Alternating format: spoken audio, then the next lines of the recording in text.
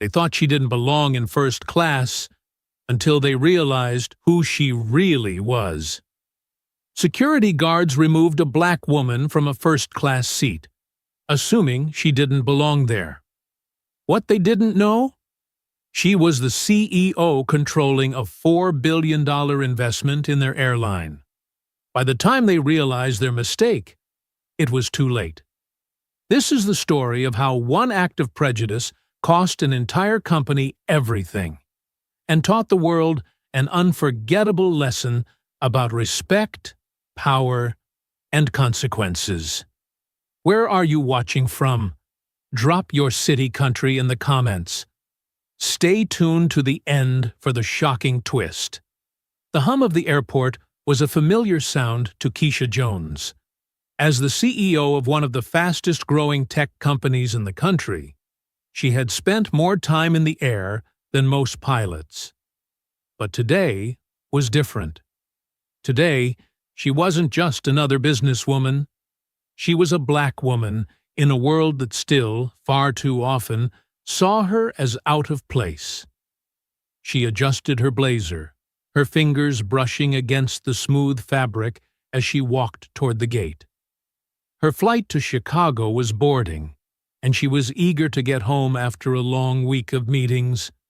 The airline, North Star Airways, had been her go-to for years. Reliable, professional, or so she thought. As she handed her ticket to the flight attendant, a polite smile on her face, she noticed the woman's expression shift, just slightly, before she glanced over Keisha's shoulder. "Ma'am," the attendant said, her voice suddenly stiff, "I'll need you to step aside for a moment." Keisha frowned. "Is there a problem?" The attendant didn't answer. Instead, she motioned to a security officer nearby. Keisha's stomach tightened. She knew this dance. She had seen it before. The subtle suspicion, the unspoken accusation. The officer, a broad-shouldered man with a stern face, approached. "We need to verify your ticket," he said, his tone leaving no room for argument. Keisha held out her boarding pass. "It's right here." He barely glanced at it. "Follow me, please." Her pulse quickened. Around her, passengers stared, some curious, some uncomfortable. A few whispered. She could feel their eyes on her, the weight of their assumptions pressing down. "Is this really necessary?" she asked, keeping her voice steady. The officer didn't answer. Instead, he led her away from the gate toward a small security office. The door clicked shut behind them, and suddenly she was alone with 3 officers, all watching her like she had done something wrong. "We've received a report," one of them said, crossing his arms. "A passenger expressed concern about your behavior." Keisha blinked. "My behavior? I was just standing in line." "They said you seemed agitated." She let out a disbelieving laugh. "Agitated? Because I was checking my phone?" The officers exchanged glances. She could see it. The doubt, the hesitation. But no one was willing to say the quiet part out loud. Then came the words she had dreaded. "We're going to need you to deboard the flight." Her breath caught. "Excuse me?" "For security reasons." Keisha's hands clenched at her sides. She thought of the meetings she had lined up, the contracts waiting for her signature. She thought of the way her mother had always told her to keep her head high, no matter what. But most of all, she thought of the injustice of it all. "No," she said, her voice low but firm. "I won't." The officers stiffened. One reached for his radio. And in that moment, Keisha Jones made a decision. One that would change everything. The airport security office felt smaller by the second. Keisha sat in a stiff plastic chair, her fingers tapping against her thigh, a steady rhythm to keep the anger from boiling over. The officers had taken her luggage, scanned her ticket 3 times, and still no one could give her a straight answer. "Just a precaution," one had said. "Standard procedure," muttered another. But Keisha knew better. She had seen the way their eyes flickered when they looked at her, like she was a problem they needed to contain. One of the officers, a woman with tired eyes, finally spoke up. "Ma'am, we're going to have to ask you to rebook your flight." Keisha exhaled slowly. "On what grounds?" The woman hesitated. There was a concern. "From who?" No answer. Keisha leaned forward, her voice sharpening. "I have a first-class ticket. I've flown with North Star dozens of times. So tell me, what exactly is the issue?" Silence. Then, the male officer from earlier cleared his throat. "Look, we're just doing our jobs. If you cooperate, this'll go a lot smoother." Cooperate. The word tasted bitter.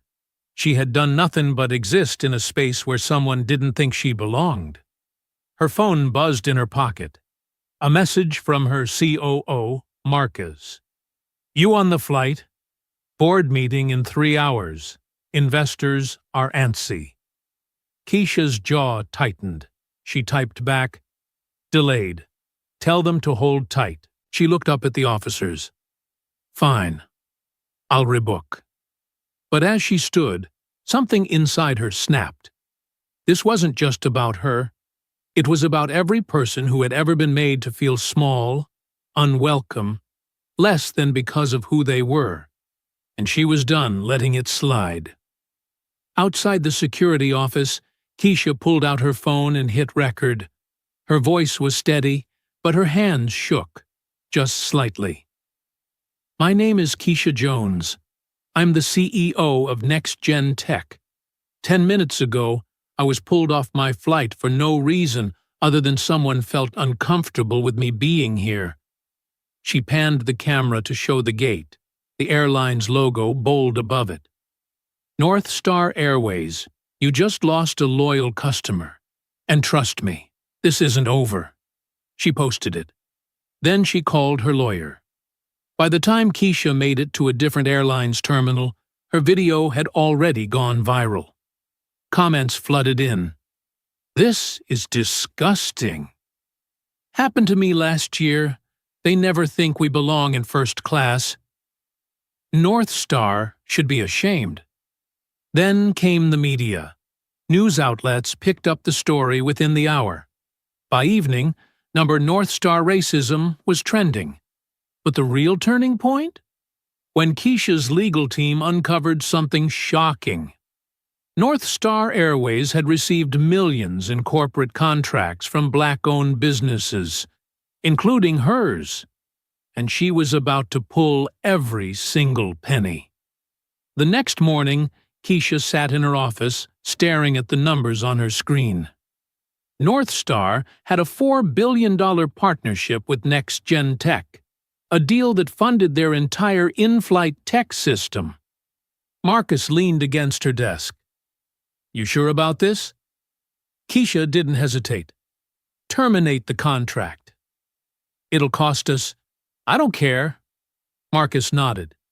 "Then I'll make the call." As he left, Keisha turned to the window, watching the planes take off in the distance. This wasn't just business. This was justice.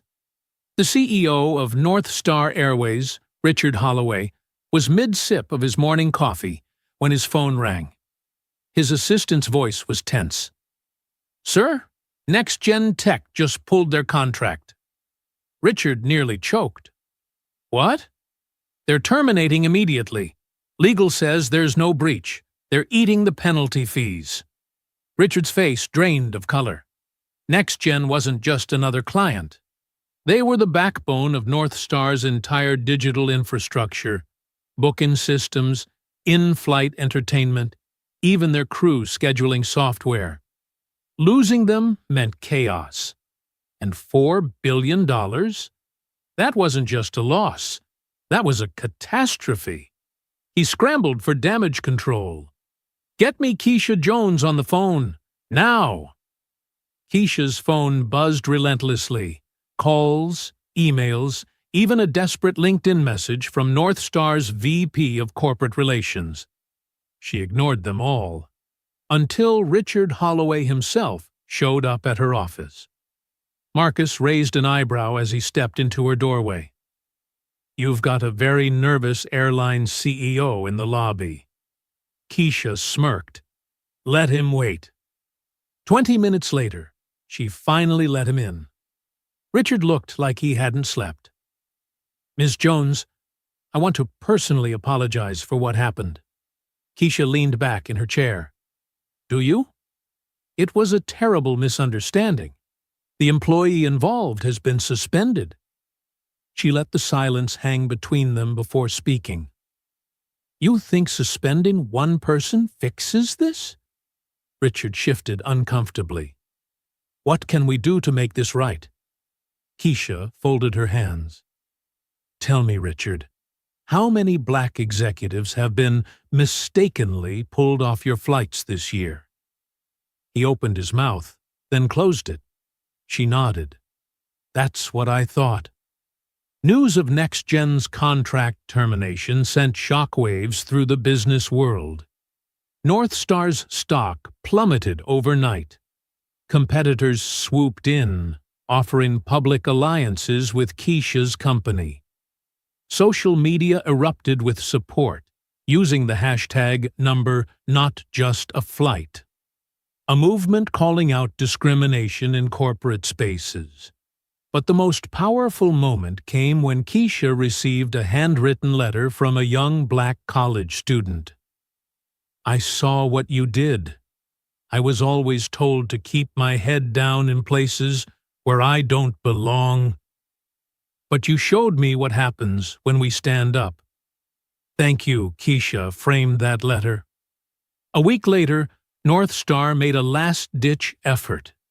They offered to reinstate Keisha's contract, plus a $50 million diversity initiative, mandatory bias training for all employees, and a seat on their board.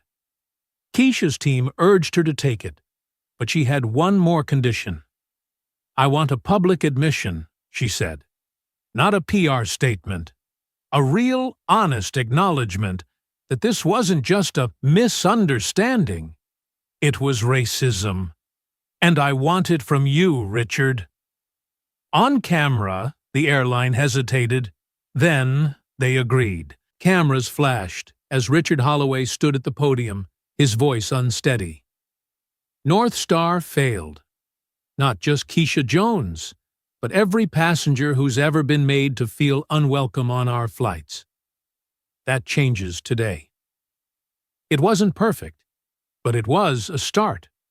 Keisha, watching from the crowd, allowed herself a small smile. 1 year later, North Star's board had 3 new black directors. Their diversity numbers had tripled. And NextGen Tech? Their $4 billion hadn't just vanished. It had been reinvested into minority-owned startups, changing hundreds of lives. As Keisha boarded a different airline for her next business trip, the flight attendant greeted her with a warm smile. "Welcome aboard, Ms. Jones. We're honored to have you." This time, no one asked her to step aside. Thanks for watching.